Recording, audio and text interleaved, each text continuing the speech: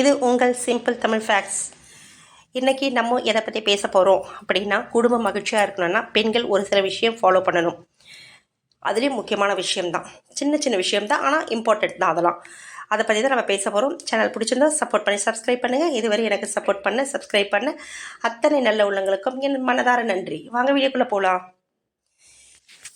இப்போ பெண்கள் யார்? மகாலட்சுமியோட அம்சம். பெண்கள் என்றாலே அவங்களுக்கு பெரிய சிறப்பு உண்டுங்க.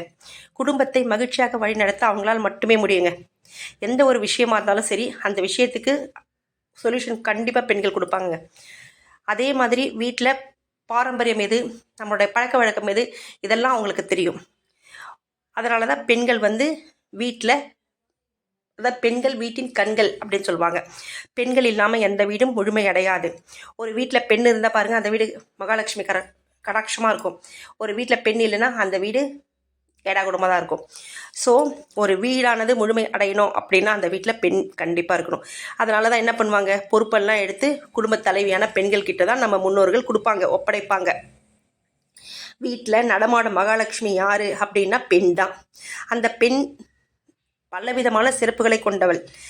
ஒரு வீட்டை எப்படி வழிநடத்தணும், நம்ம வீட்டுக்கு வரவங்க, சொந்தக்கார், உற்றார், உறவினர், கணவன், பிள்ளைகள், இவங்களெல்லாம் எப்படி அவங்கள தட்டி கொடுத்து போகணும், அப்புறம் அவங்கள எப்படி வழிநடத்தணும், எல்லாமே அந்த வீட்டில் இருக்க பெண்களுக்கு தெரியுங்க.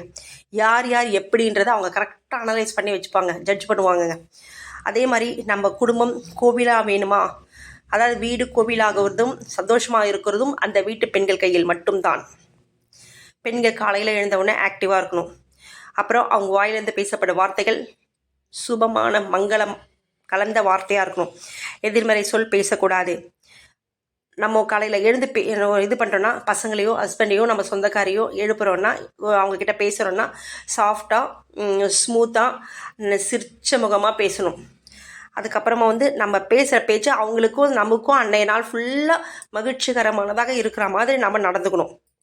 அதுக்கப்புறம் இந்த மாதிரி நம்ம வீட்டில் பேசுகிறதுனால நம்ம வீட்டில் நேர்மறை ஆற்றல் அதிகரிக்கும். அதோட அந்த நாள் முழுதும் நமக்கும் நல்லாயிருக்கும். அதான் நம்ம வீட்டில் இருக்காங்க இல்லையா, நம்ம பசங்க, நம்ம வீட்டுக்காரு, அப்புறம் நம்ம மாமனார் மாமியார்லாம் இருக்காங்க இல்லையா, எல்லாருக்குமே அந்த பொழுது நல்லதாக இருக்கும், மகிழ்ச்சியாக இருக்கும்.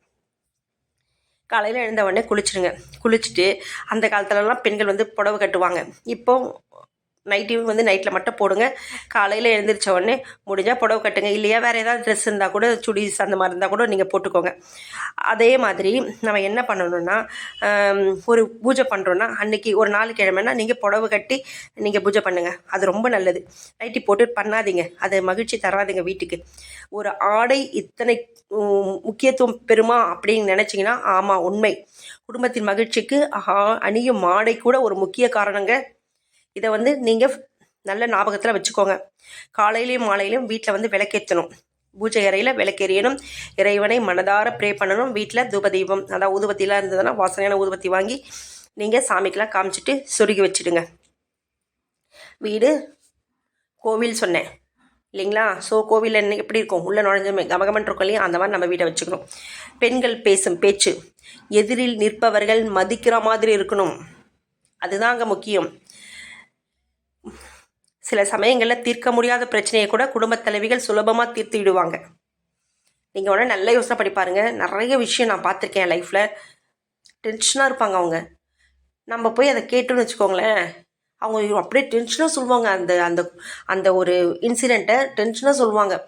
என்ன எப்படி ஏது அப்படியே மண்டையை பிச்சுப்பாங்க அவங்க. நாம் அசால்ட்டாக ஒரு செகண்டில் கண்ணு மூடி கண்ணு தரதுல அது சொல்யூஷன் சொல்லிடலாம்.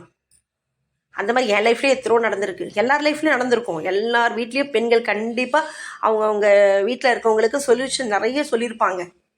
ஏன்னா நமக்கு ஆட்டோமேட்டிக்காக அந்த அந்த வில் பவர், அந்த சிந்திக்கிற அந்த குணம் எல்லாமே ஆட்டோமேட்டிக்காக தெரியும். நமக்கு இது தெரியும், நல்லது கெட்டது, இதுக்கு இதுதான் சொல்யூஷன் நமக்கு ஆட்டோமேட்டிக்காக தெரியும்.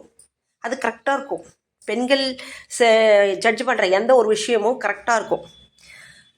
அவங்களுடைய பேச்சு கரெக்டாக இருக்கும். அதோடு நம்ம என்ன பண்ணணும், இப்போ கோவம் வந்துச்சுன்னா பெண்கள் நிறைய சொல் ஏடாகூடமாக விடக்கூடாது. மங்களகரமான வார்த்தையாக பேசணும். நிதானத்தை கடைபிடிக்க வேண்டும். வீட்டை சுத்தமாக வைத்துக்கொள்ளும் பொறுப்பும் பெண்களோடது தான். அதோட வீட்டை மட்டும் சுத்தமாக வைக்கக்கூடாது, நம்மளுடைய மனதையும் சுத்தமாக வைக்க வேண்டும். இதுவும் பெண்களுக்கு உண்டான முக்கியமான கடமை. அதோட யார் வந்து ஹெல்ப்புன்னு கேட்டாலும் மற்றவர்களுக்கு உதவி செய்யும் மனப்பான்மையும் கொண்டிருந்தால் அந்த பெண் இருக்கும் வீட்டில் மகிழ்ச்சிக்கு என்றைக்குமே குறைவு இருக்காதுங்க. எப்பவுமே ஒருத்தர் ஹெல்ப்புன்னு கேட்டால், ஒருத்தர் உதவின்னு கேட்டால் கண்டிப்பாக செய்யுங்க. உங்களால் முடிஞ்சது. நீங்கள் கொடி கொடியாக கொடுக்கணும்னு நான் சொல்லலை. உங்களால் முடிஞ்சது மனதார மற்றவங்களை உதவி செய்யுங்க. அந்த உதவியை திரும்பி அவங்க நமக்கு செஞ்சிடணும் அப்படின்னு மட்டும் நினைக்காதீங்க. புரியுதுங்களா?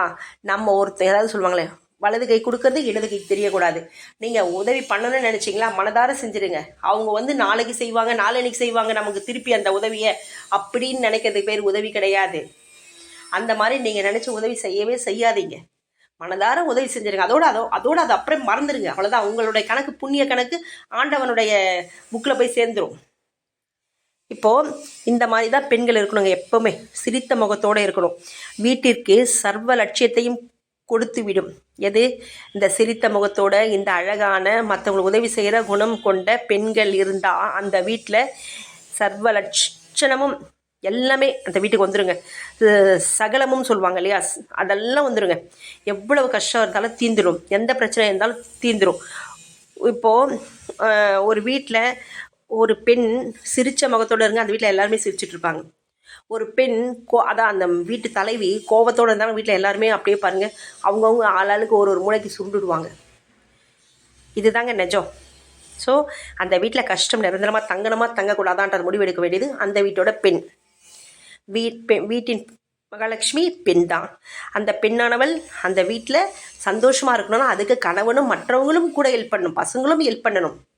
நம்ம அம்மா நமக்கு சொல்கிறாங்களா, ஓ இவ்வளோ நல்ல விஷயம் இருக்கா, நம்ம அதை ஃபாலோ பண்ணுவோம். அப்போ ஏன் வீட்டில் பிரச்சனை வரப்போகுது? கணவன் என்ன பண்ணணும், ஓ நம்ம ஒய்ஃப் செய்கிறாங்களா, நம்ம நல்லது தான் சொல்கிறாங்களா, சரி நம்ம அதை ஃபாலோ பண்ணுவோம். ஒரு நிமிஷம் நீங்களே உங்களுக்குள்ளே கேட்டு பாருங்கள், ஒய்ஃப் செய்யறது தப்பா ரைட்டா கேட்டு பார்த்தீங்கன்னா பிரச்சனையே வராது. நம்ம வீட்டில் பெரியவங்க சொல்கிறாங்களா, அதை நீங்கள் ஒரு நிமிஷம் யோசனை பண்ணி பாருங்கள். எல்லாரையுமே சொல்கிறேன் நான். பெண்ணாக இருந்தாலும் சரி, கணவனாக இருந்தாலும் சரி, மனைவியாக இருந்தாலும் ஒரு நிமிஷம் பேசி பாருங்கள், பிரச்சனையே கிடையாது. மோஸ்ட்லி ஒரு பெண் என்பவள் அவளையும், அதாவது மெயினாக வந்து அவங்க வந்து நம்ம கணவன் நல்லா இருக்கணும், நம்ம பிள்ளைங்க நல்லா இருக்கணும், நம்ம வீடு நல்லா இருக்கணும், நம்ம மாமனார் மாமியார் நல்லா இருக்கணும் தான் எந்த பெண்ணுமே ஆசைப்படுவாங்க. எப்பவுமே பெண் வந்து அவளுக்காக யோசிக்க மாட்டாள், மற்றவங்களுக்காக தான். எந்த நிமிஷமும் மற்றவங்களுக்காக தான் அந்த பெண் யோசனை பண்ணுவாள். அப்படியாப்பட்ட பெண்ணை எல்லாரும் நல்லா வச்சுக்கணும். நான் பெண்ணை மட்டுமே குறை சொல்லலை. அந்த பெண் சந்தோஷமாக இவ்வளோ விஷயம், இவ்வளோ டேலண்டடான ஒரு பெண்ணை நீங்கள் எல்லாருமே அடக்கி வைக்கக்கூடாது. அவங்களுடைய பேச்சையும், அவங்களுக்கும் அதாவது ஃபீலிங்ஸ் இருக்குது, அவங்களுக்கும் உணர்வுகள் இருக்குது அப்படின்றத நீங்கள் புரிஞ்சுக்கணும். அவங்க என்ன சொல்ல வராங்க, எந்த ஆங்கிளில் அவங்க சொல்கிறாங்க, அதையும் நீங்கள் புரிஞ்சு அவங்களுக்கும் மதிப்பு மரியாதை கொடுத்தீங்கன்னா வீட்டில் சந்தோஷம் கண்டிப்பாக இருக்கும். வீடு கண்டிப்பாக கோவிலாக மாறும். கோவில் போனால் என்ன அமைதி கிடைக்குமோ அந்த அமைதி அந்த வீட்டில் கிடைக்கும், அந்த குடும்பத்தில் கிடைக்கும். அதனால் இந்த மாதிரி விஷயத்தை நீங்கள் ஃபாலோ பண்ணாலே வீட்டில் சந்தோஷம் தாண்டவமாடும். தேங்க்யூ.